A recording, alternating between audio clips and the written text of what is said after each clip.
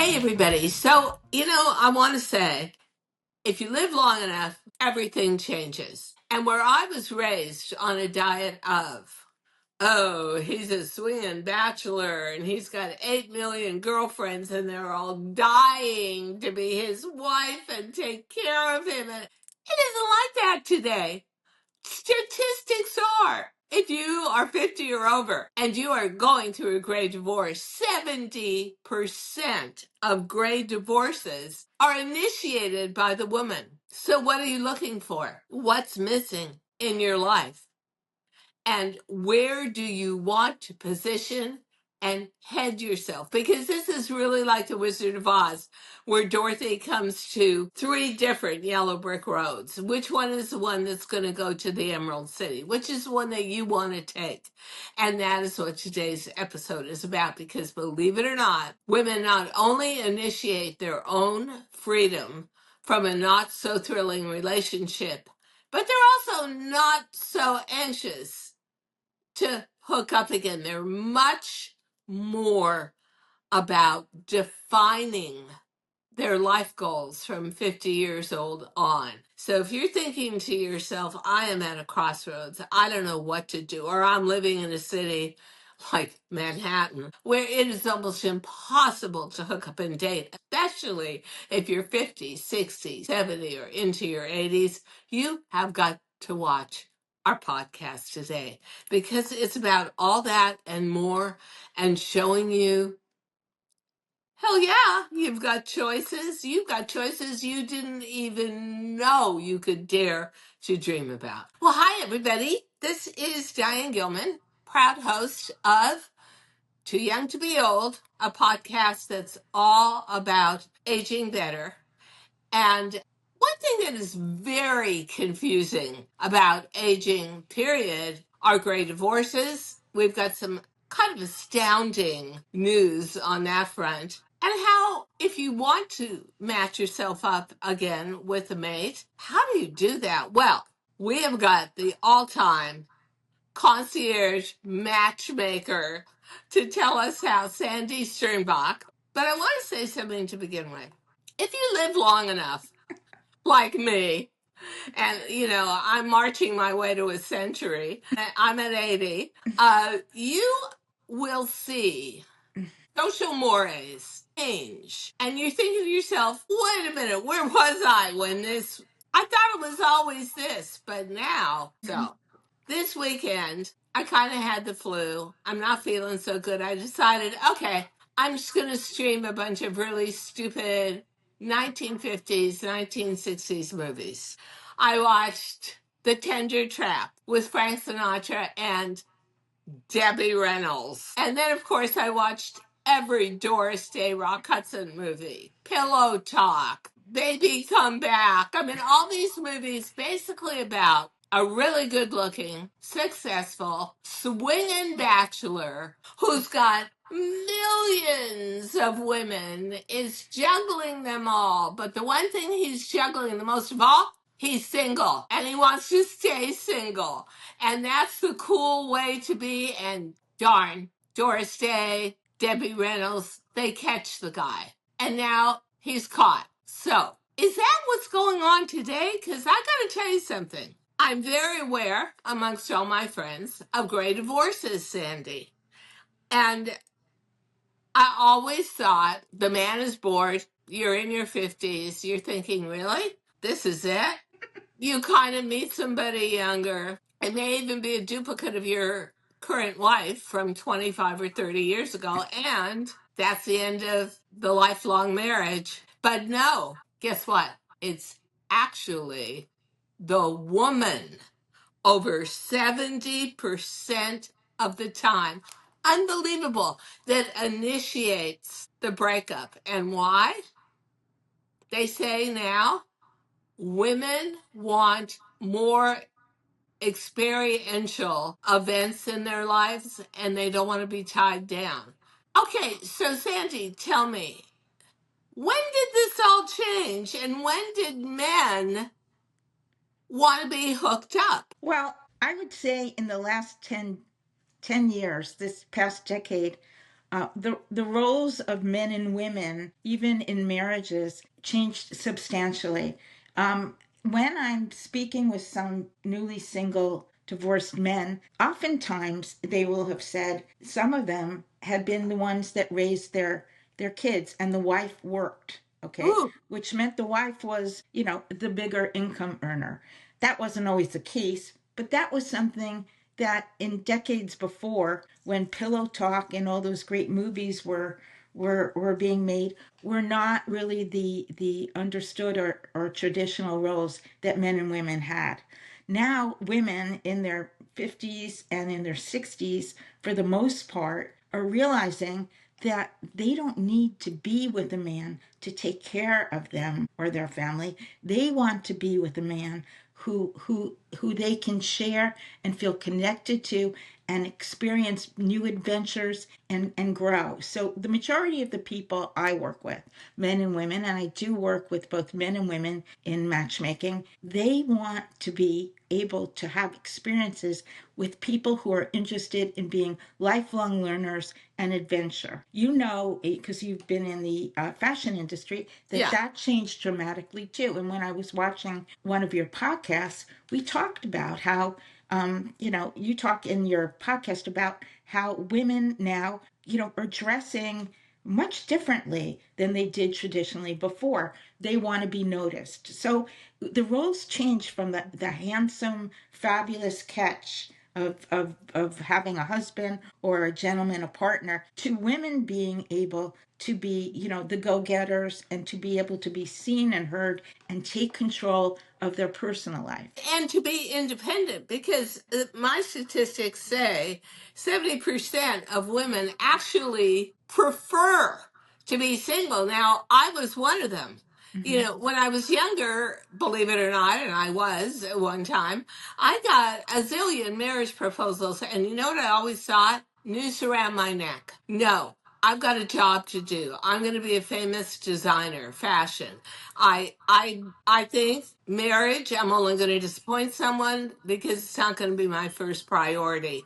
So I was kind of way ahead of the game. But the truth is, Sandy, that every friend I had from my 20s who I've reconnected with is not married or expresses that they were married once or twice and they're so relieved to be single. Now, I live in a city, New York City, that was just voted one of the 5 worst cities on the planet to date. And the odds are 53% of the city is women, 47% is men. So we're already at a disadvantage. How many of these single guys, and we're talking about dating basically over 50 and gray divorce, how many of them had a trad wife who aged out of that position, a traditional wife? And they want another trad wife. No, I can't say what the percentage is, but I will tell you that the men that come to us are not looking for that. They're Ha. looking for someone kind of like you. And I'm not just saying that whether it's your age or younger, they're looking for someone who has a true sense of themselves. Most women now, if you have a little money and you're with it, are taking magnificent care of themselves. Women look the best I've ever seen them. I mean, I'm 72, and people go, "Oh, you're 72?" Well, I've been taking good care of myself. But it's not just me. The majority of the women that I know in the demographic are all doing everything they can to to be their best version, but they're not just doing it like traditionally in the old school for to be seen or accepted for men. They're doing it for themselves. And Aha. if I would say the biggest breakthrough in all of this has been that it's not that the men are different or the women are different. It's the how they feel inside is different.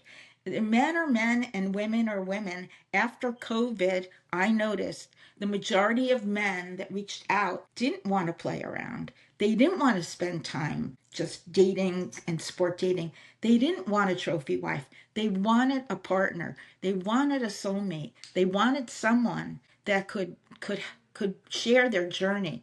You and I both spoke about that. This is a world right now where a lot is happening, and in some ways, it's extremely challenging. People don't want to walk that walk by themselves. They want someone who they can share their life with, and that's basically what happened. So, what really shocks me is because I did a lot of research on this.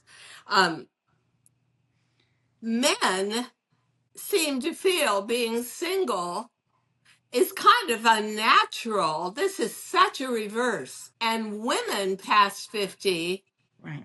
feel like they can spread their wings, maximize their lives, and fly, soar higher. When did that happen? You know what? When I was a 30-year-old, a 20-year-old, that was terrifying. The thought of being single, like you were half a person. And I remember my mother, and I don't think she was, I mean, she stayed married Right. forever, but never seemed very happy, but always emphasized to me if you weren't married by 30, chances are your life was over with. And I also remember my parents forced me because I kept saying, I didn't want to like have this traditional marriage, even as a kid.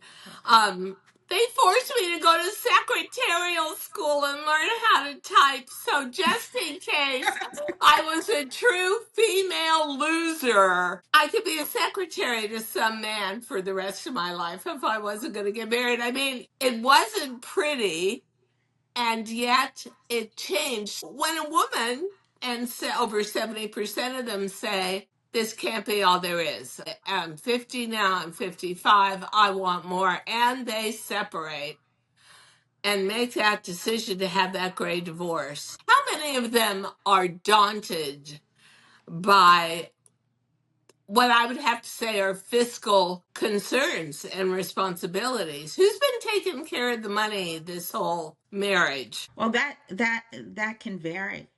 Ah, Many of the people that I work with are both extremely well educated and have been career oriented. And so they both had careers.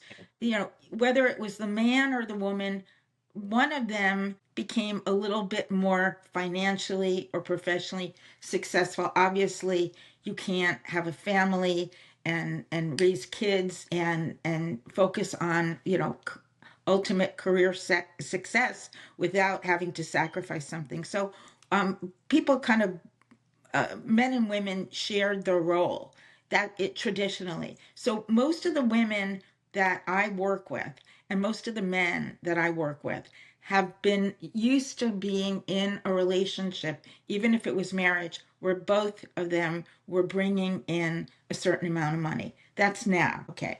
Um, I can't speak about 30 years ago because I wasn't a matchmaker then, but now that's the case. So I mean, I think what happened is people are more liberated, and the man is also more liberated because people traditionally now still think that, oh, men have it so much easier. But I will tell you, I work with lots of fabulous men in their 50s, 60s, 70s, and even in their early 80s who have it all. They have great careers, or they've retired and have great, interests, and they are either divorced or widowed, but they don't walk around thinking, oh, I'm a great catch.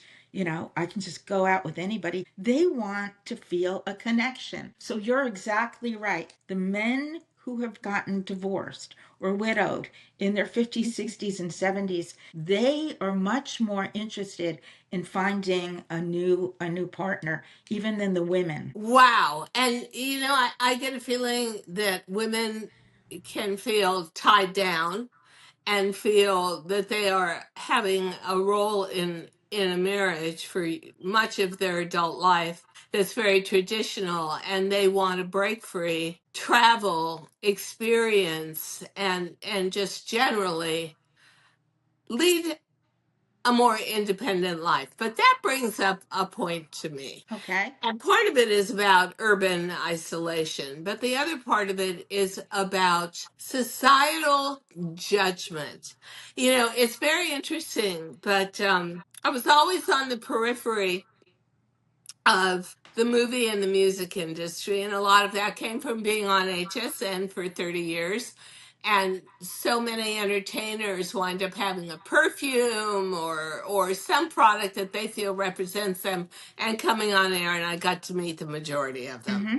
And I was reading about Robert De Niro the other day and his new female mate who he's had a child with, who is 50 years younger than 50 years younger than him. And this goes on for so many of these male stars. Like, it's unbelievable. And it's always just sort of this reportage like, yeah, she's 30, he's 82, they have a 6-month-old child. And then it comes to Demi Moore and describing her marriage with Ashton Kutcher, and it's so, I mean, the writing was so judgmental. It was like, well, the marriage didn't last. I mean, she was 15 years older than him. What did she expect? Oh, I had one younger boyfriend in my entire life. And can I tell you what? I would never ever. You could feed me cyanide, and I would choose cyanide over having a younger boyfriend again. It was so judgmental. It was so much a window to the world of what is expected from a female. Talk to me about that. Do you get any female clients who say, you know what? I feel vital. I feel strong. I'm into sports. I'm into health. Hi, today we're talking about Particlar. This is a series of supplements, and let me tell you what, if you are aging with any sort of inflammation that becomes one of the biggest issues in your everyday life, and swelling and joint pain, oh, I'm on it 100%. I've got a new vitamin regime from Particlar that has literally changed my life. And I feel so much better on a daily basis. Try it out with a discount using our code below. You are going to love it. I want a guy my age. I want a younger guy. Or do you get a lot of men who say, I want to really tell you the truth? I don't want a woman my age. I want a woman 20 years younger, 30 years younger. How does that work in matchmaking? Okay, well, it can vary depending on the matchmaker. Okay, so there are matchmakers who specialize in only working with men. There are matchmakers who only specialize in working with older women. There are matchmakers such as myself who work with men and women anywhere from middle age all the way up into their 80s.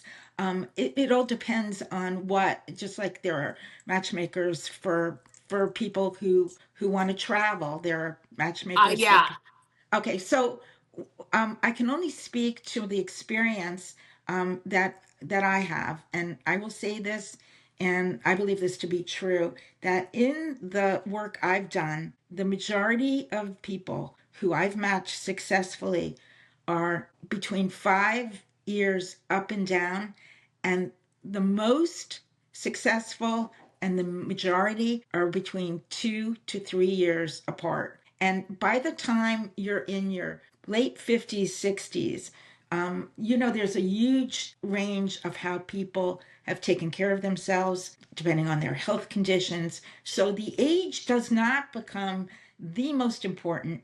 It's much more the lifestyle and the values. And so in my work, matching both men and women, they don't ask for the age as much as for the shared interest. So if I have a female who's 58 years old and she has her own money. She's divorced or widowed, and she loves to ski, and she loves to hike, and she loves to explore the world.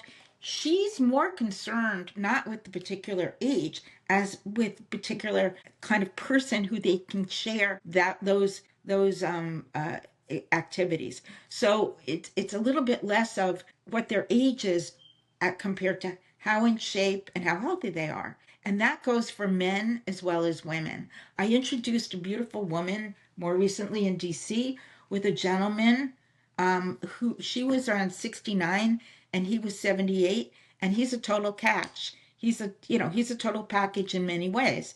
And she really enjoyed the dinner, and he was crazy about her.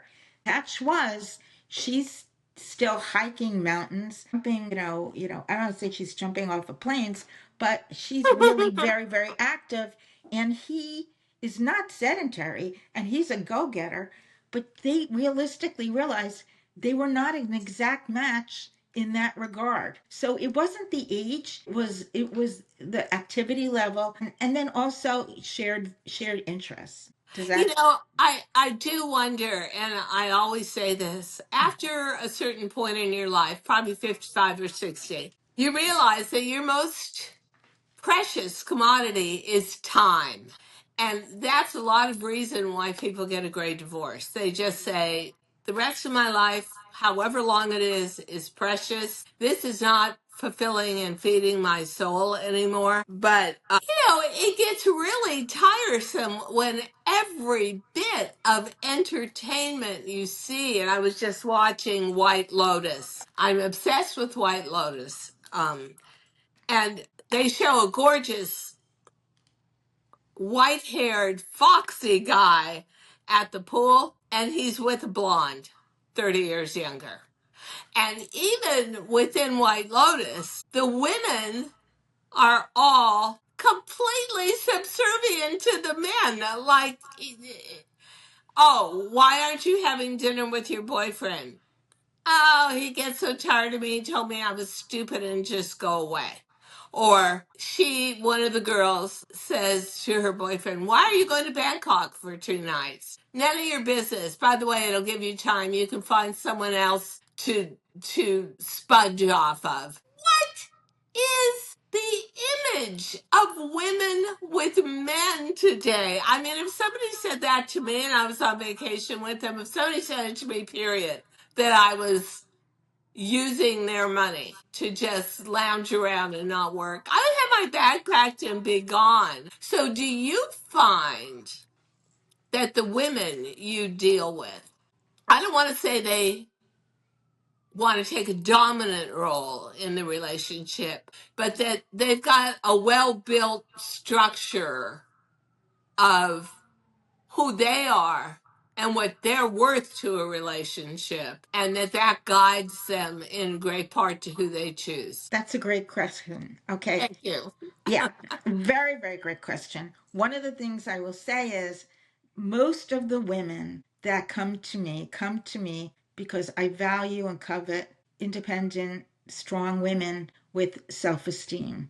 I think even in our generation, as we age, we still are bombarded with media and social media that Oh, tell yeah. us, this is who we really are. Even though you're 70 and you look good, you're still an old lady. Yeah. So one of the things that I work with both men and women, but especially with women, is to say, don't give those media images and all of the outside stimulation power. The power is going to come from you. And most of the women that we work with are women where they're getting a chance to experience and explore being exactly who they are and in their own way, and not necessarily feel they have to compare themselves to movie stars or other images that social media present.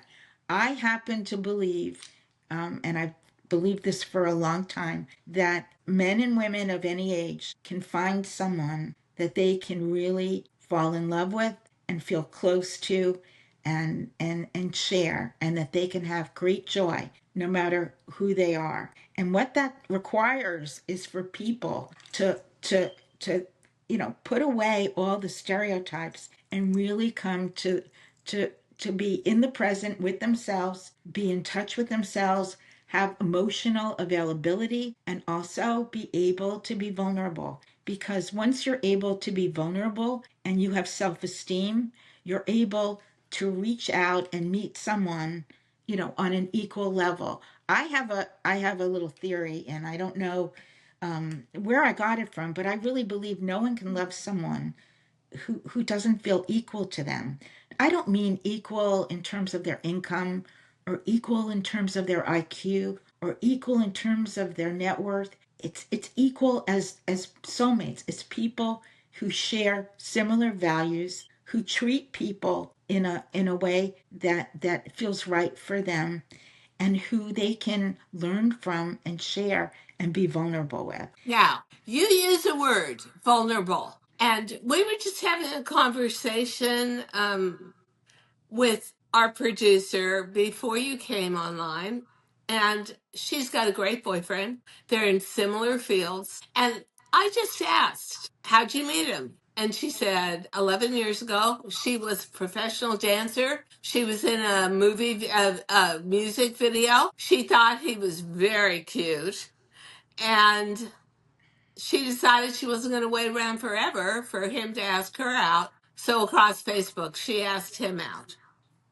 11 years later, it worked, and they're not even that interested in getting married. They just know they've got a commitment to one another, and it works. But the majority of her girlfriends, they're in their late 30s, have given up, no longer go to dating sites like Match.com, no longer, because they are so tired and afraid of rejection. So it seems to me that one of the biggest goals you have to reach as somebody who's going to reach out then again to someone like you as an expert and say, help me out here to put this together. Being vulnerable is like about the most difficult thing in the world when it comes to dating. Well, you can say being vulnerable is difficult, but it all depends on how you meet the people, and then also how you go about organizing the dates. So what happens is if people are working with a matchmaker or a dating coach, That's most of you. the most of the matchmakers and dating coaches, are totally aware and cognizant of what you just spoke of. Obviously, lots of people feel, very vulnerable and not okay and not secure just going out with anyone. But when people are working with a good matchmaker or good dating coach, all those people that they're introduced to are screened. Okay, so the man or the woman that they're matching the person with has expressed an interest in having an opportunity to meet Ah, someone. So it's pre-screened. I've had a lot of parents of young adults in their 20s and 30s reach out to me to see if I would work with their children. I am not focusing as much in 20s and 30s anymore, so I would refer them to another matchmaker. But that's one way of being able to maintain your vulnerability in a way, and not be afraid to pursue finding a life partner. yeah, it's very interesting. But I think if I was looking for the perfect silver bachelor, I would be very afraid of rejection. And I would be very afraid at 79 years old, almost 80, that that would appear to them to be a limitation, and that for even an ego stroke, they would want that balance of the silver haired bachelor with the younger blonde, and that really strokes your ego. And so, just in closing, do you get a lot of that, or do you really get men who, because you're saying, and it's comforting, and let's listen to this audience, that the best relationships put together are about 5 years apart, but could even be 2 to 3 years apart in terms of age. What is that silver bachelor? What is his ego doing? Okay, I'm gonna address it. I think I'll help in there. Okay. I'll give you an example. I had a gentleman who lived in New York, tall, handsome guy, 68, 69 years old. Very successful, had the kind of life with his wife, a charmed life. So he was, I'm not saying he was Cary Grant, or Pierce Brosnan, but he was kind of like that, really, well, Pierce Brosnan, is quite a family man. He's not someone that really cared deeply Getting run about. around. Right. Right. And he's also someone who went through a tremendous loss at a very early age, relatively, with a woman he truly, truly loved. And so when you go through those kinds of losses, and you realize the value of the beloved person that's no Ah, longer there, you integrate and you become a better version of yourself. And you want to be able to identify and find another partner, another person who can be that person who comforts you, who really loves you. So here's what I'm going to say. The gentleman who was 68, 69 in New York, he had everything. He came to me and someone would say, "Oh, this guy could go out every night." He didn't want to go out every night. He had been in a wonderful marriage, and unfortunately, his wife had early Alzheimer's. ah. Okay? So here you have a man, social clubs, success, good looking, well mannered, terrific man who doesn't want a sport date, but needs to grieve and then come back and make a plan to find another partner who he can really love and treasure. So the people that come to me are people who want to have a partner. And Ah. it's not about the superficial, because after you go through the loss of someone you loved, or you go through a situation where you've had an issue with your child, or people have gone through different life battles, they want someone who's real, who's genuine, Ah. who's the real deal. It doesn't matter how well they look at a dinner party, it matters how they look when they wake up and they make each other breakfast. I have a girlfriend who I adore. She's been married for 30 years. And when I stay with her in Gloucester, her husband brings me a cup of coffee. Just that little thing. So, what I'm saying to you is, when I work with people, I am like a Pollyanna in a way, or a Mary Poppins, as someone once said, who tries to help people see the beauty of a relationship and what can be. You know what? I had to think to myself when I came to a point where I had a great divorce with tele-retail and said, I've done this for 30 years. I think I've given it everything I've got. I think the medium itself is aging out, and certainly so am I. What do I want to do with the rest of my life? And I thought, do I want to hook up with somebody? And when I was truly honest with myself, I thought, I want to accomplish more. I want to write a series of books. I want to do the podcasts. I want to represent my female generation and create community. And so I did not hook up. And to tell you the truth, most people around me really judge me for that. And they think I'm crazy. Like, why do you want to be single? So it is very difficult to, in your own way, stand up and be honest with yourself and stand up for what you truly want, not what society wants from you. But with you, Sandy, we can do that. And I'll tell you what, audience, if I was going to try to climb that mountain of finding someone to share my life with, I would be doing it with Sandy Sternbach. Well, No wonder people rave about you. And we're going to give you, at the end of the podcast, graphics with all the information where if you are single, or decoupling yourself, as Gwyneth Paltrow says, and you're thinking, how am I ever going to meet Mr. Right again? You can do it through somebody who is as omniscient in her particular field, dating, over 50, as Sandy is. Thank you so much. This was fascinating. It's fascinating. It's an Absolutely. honor to be here with you, Oh, Diane. please. It I was mean so it. much fun. Good. Thank you, Sandy. This was Thank you. great. Thank you so much for listening to Too Young to Be Old podcast. The episode may be over, but the fun doesn't have to stop here. Find us on Facebook, Instagram, TikTok, and YouTube at The Diane Gilman, or visit our website, thedianegilman.com. If you like the show, leave us a rating or a review and subscribe so you don't miss the next episode. And until then, don't forget, age is just a number. Together, we'll prove that we are all too young.